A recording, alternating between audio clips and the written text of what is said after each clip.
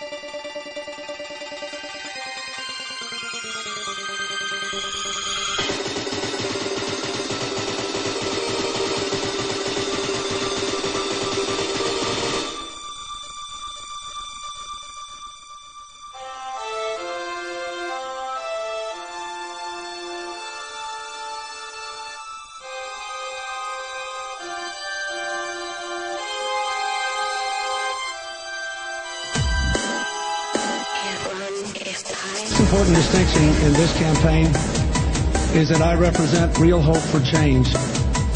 I want to bring that change to the American people, but we must all decide first we have the courage to change for hope and a better tomorrow. I think what we need to do is convince people who live in the lands they live in to build the nations. Maybe I'm missing something here. We're going to have kind of a nation-building corps from America? Absolutely not. Our military is meant to fight and win war. That's what it's meant to do.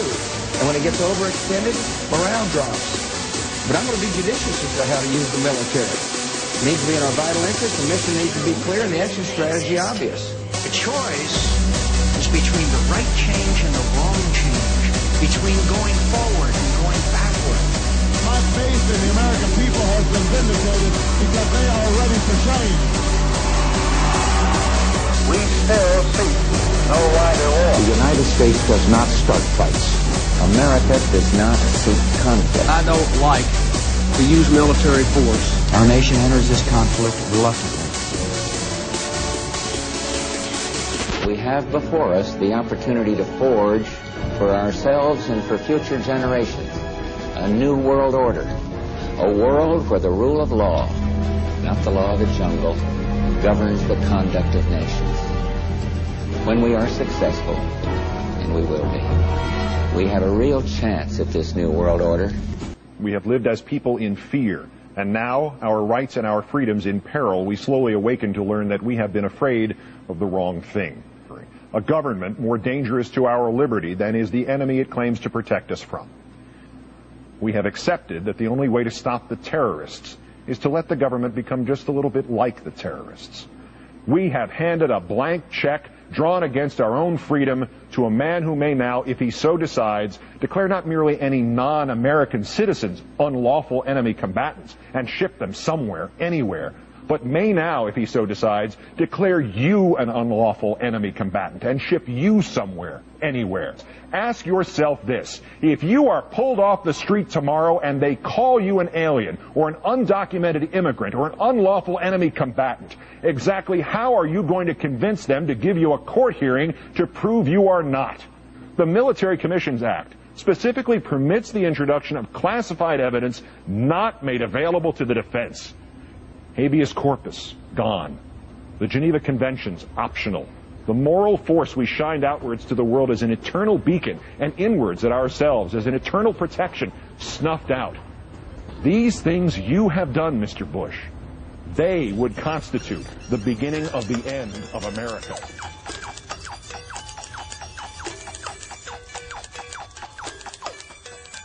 The way the structure is collapsing, this was the result of something that was planned. It's not accidental that the first tower just happened to collapse and then the second tower just happened to collapse in exactly the same way.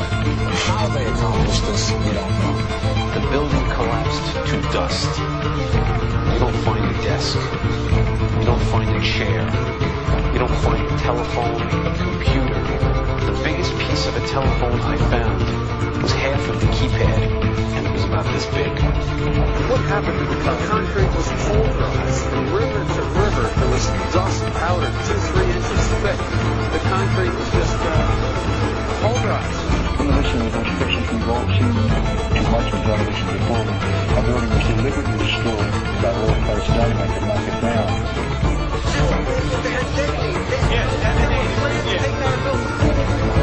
I heard a second explosion. There was a heavy-duty explosion. That was like secondary explosions and then the subsequent collapses. An explosion blowing that knocked everybody over. To me, it sounded like an explosion. It sounded like gunfire.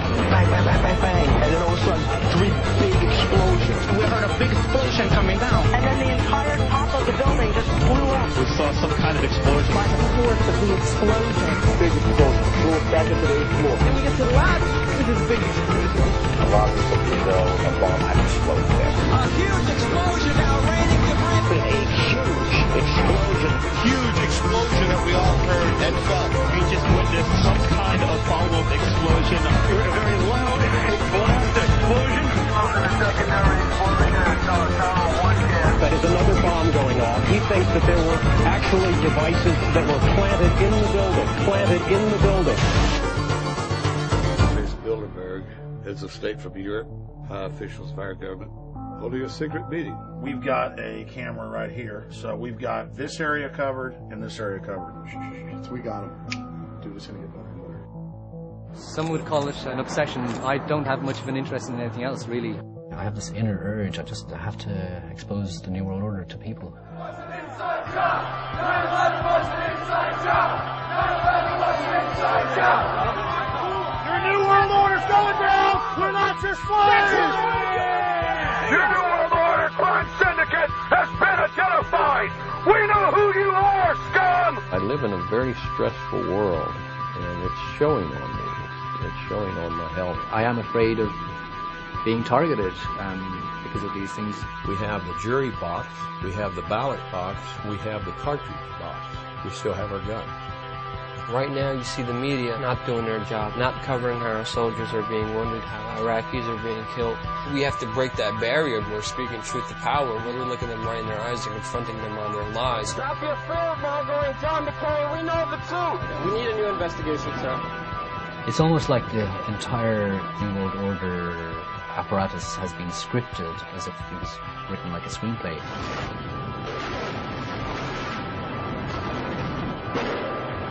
We're just one more false flag bombing away from martial law. The windows are still intact. intact. There's a massive conspiracy in the highest levels of government to contrive the point that an actual airplane came crashing into the building and people died. One of the favorite tactics of defenders of the false mainline reality that we're fed is, well, you guys just want to claim it's all a conspiracy because it makes it simpler for you. What do you mean I want to believe it's the government because it makes me feel better? That's 1,000 times more terrifying and frightening.